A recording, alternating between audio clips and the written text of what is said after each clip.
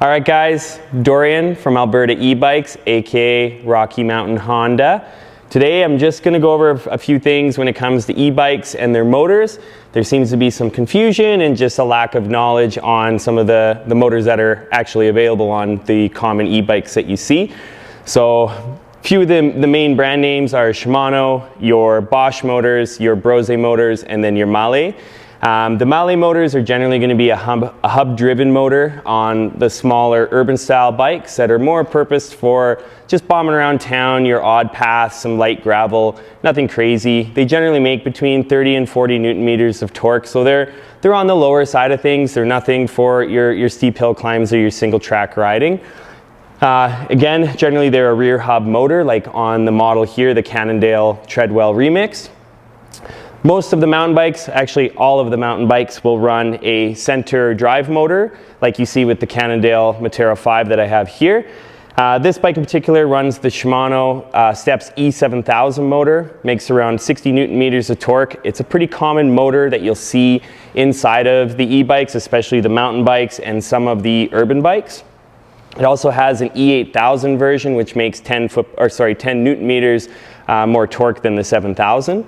The other big common motor that you're going to see is the Bosch lines. There's quite a few motors from Bosch. You have the Bosch Active Line, the Bosch Active Line Plus, the CX Performance, and then there is another motor that you can get. It's just not very common in the brands that you'll see in North America.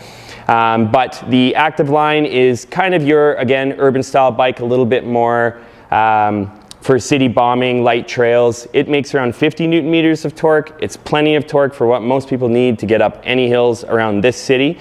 It's a lot softer on its engagement. It's very smooth and just a little bit more predictable than some of the performance type motors. The Bosch Active Line Plus bumps the Newton meters up another 10 Newton meters of torque.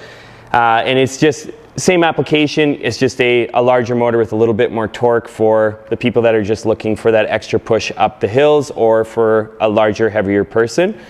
After that is the CX Performance Line motor, which is kind of their bread and butter. Previously it made 75 Newton meters. Now there's a software update that's bumping it up to 85 Newton meters to compete with the Brose S-Mag, which I'll get to. The CX Performance is very popular in the mountain bike spectrum and also on the more expensive urban style bikes. Again, it is more so for aggressive riding, for larger people that need that extra bit of torque to get them up the hill, or for people that just want to go as fast as they can go. The Brose S-Mag is kind of the talked about peak motor for the industry. It makes around 90 Newton meters of torque, and everybody raves about how quiet it is, how powerful it is. It is incredible, but a little bit smoother of engagement than the Bosch motor.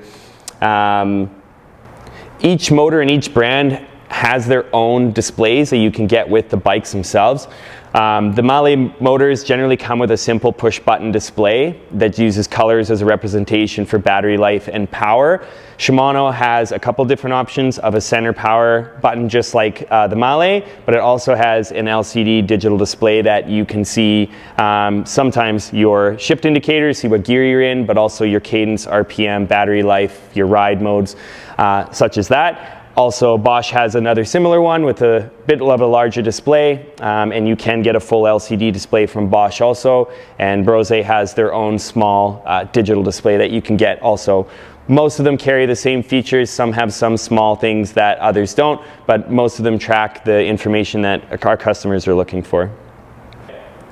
So a lot of people are always confused about which motors to go with, who's the best, who's the baddest, and in all honesty, it's application based. Some of these bikes make monstrous torque of 90 Newton meters. Now, is that applicable for what most people need? Not necessarily. I personally, at 150 pounds, being generous, don't need to have a bike with 90 Newton meters of torque to get me up a hill. One with 60 or 70 does the exact same thing for me.